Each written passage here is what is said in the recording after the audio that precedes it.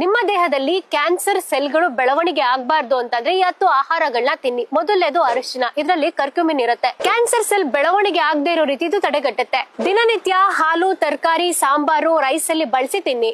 Mind ಅಲ್ಲಿ stress ಜಾಸ್ತಿ ಆದ್ರೂ ಕೂಡ ಕ್ಯಾನ್ಸರ್ ಗ್ರೋ ಆಗೋ ಸಾಧ್ಯತೆ ಇರುತ್ತೆ. ಅದಕ್ಕೆ ಡಾಕ್ಟರ್ ಸಜೆಷನ್ ಮೇಲೆ ಅಶ್ವಗಂಧನ ಉಪಯೋಗಿಸಿ. ಮೈಂಡ್ ಸ್ಟ್ರೆಸ್ ನ ಕಡಿಮೆ ಮಾಡುತ್ತೆ. ಇದು ದೇಹದ ಒತ್ತಡ, ಆತಂಕ, ಆಯಾಸನ ಕಡಿಮೆ ಮಾಡುತ್ತೆ. ಇಮ್ಯುನಿಟಿ ಬೂಸ್ಟ್ ಮಾಡಿ ನಿದ್ದೆ ಕೂಡ ಚೆನ್ನಾಗಿ ಮಾಡುತ್ತೆ. ನಮ್ಮ DNA ಅನ್ನ ನಾವು ಸಂರಕ್ಷಿಸಿಕೊಳ್ಬೇಕು. ಡ್ಯಾಮೇಜ್ ಆಗಬಾರ್ದು ಅಂತಂದ್ರೆ ಡೈಲಿ ಆಮ್ಲ ತಿನ್ನಿ. ವಿಟಮಿನ್ ಸಿ ಜಾಸ್ತಿ ಇರುತ್ತೆ. ಒಂದು ಬೆಟ್ಟದಲ್ಲಿ ಕಾಯಿ 20 ನಿಂಬೆ ಹಣ್ಣಿಗೆ ಸಮ. ದಿನ ತಿಂತಿದ್ರೆ ಇಮ್ಯುನಿಟಿ ಬೂಸ್ಟ್ ಆಗುತ್ತೆ, DNA ಕೂಡ ಪ್ರೊಟೆಕ್ಟ್ ಆಗುತ್ತೆ. ಬೆಳ್ಳುಳ್ಳಿ ನಮ್ಮ ದೇಹದಲ್ಲಿರೋ ಕ್ಯಾನ್ಸರ್ ಸೆಲ್ ಬೆಳವಣಿಗೆನ ನಿಧಾನ ಮಾಡುತ್ತೆ. ಬೆಳ್ಳುಳ್ಳಿಲಿ ಆಲಿಸಿನ್ ಇರುತ್ತೆ, ಇದು ಇಮ್ಯುನಿಟಿ ಬೂಸ್ಟ್ ಮಾಡುತ್ತೆ. Stomach cancer, breast cancer, pancreatic cancer, prostate cancer ಇದೆಲ್ಲದಕ್ಕೂ ಬೆಳ್ಳುಳ್ಳಿ ಒಳ್ಳೇದು. ನೆಕ್ಸ್ಟ್ ಬ್ರೊಕಾಲಿ, ಇದರಲ್ಲಿ ಸಲ್ಫೋರೋಫೇನ್ ಅನ್ನೋ ಕಾಂಪೌಂಡ್ ಇರುತ್ತೆ. ಇದು ಆಂಟಿ ಕ್ಯಾನ್ಸರ್ ಆಗಿ ಆಕ್ಟ್ ಮಾಡುತ್ತೆ. ಕ್ಯಾನ್ಸರ್ ವಿರುದ್ಧ ಹೋರಾಡ್ಲಿಕ್ಕೆ ಆಂಟಿ ಆಕ್ಸಿಡೆಂಟ್ ತುಂಬಾ ಇಂಪಾರ್ಟೆಂಟ್. ಪಾಲಕಲ್ ಸಿಗುತ್ತೆ, ಇದರಲ್ಲಿ ಐರನ್ ಇರುತ್ತೆ, ವಿಟಮಿನ್, ಮಿನರಲ್ಸ್ ಎಲ್ಲಾ ನ್ಯೂಟ್ರಿಯೆಂಟ್ಸ್ ಇರುತ್ತೆ. ನಮ್ಮ ಬಾಡಿನ ಡಿಟಾಕ್ಸಿಫೈ ಮಾಡಬೇಕು, ಇಲ್ಲಾಂದ್ರೆ ಟಾಕ್ಸಿನ್ಸ್ ಜಾಸ್ತಿ ಆಗ್ಬಿಟ್ಟು ಕ್ಯಾನ್ಸರ್ ಸೆಲ್ಗಳ ಬೆಳವಣಿಗೆ ಆಗೋಗುತ್ತೆ. ಅದಕ್ಕಾಗಿ ಸೋರೆಕಾಯಿ ತಿನ್ನಿ. ಇದು ಲೈಟ್ ಆಗಿರುತ್ತೆ, ಹೈಡ್ರೇಟ್ ಮಾಡುತ್ತೆ ಬಾಡಿನ.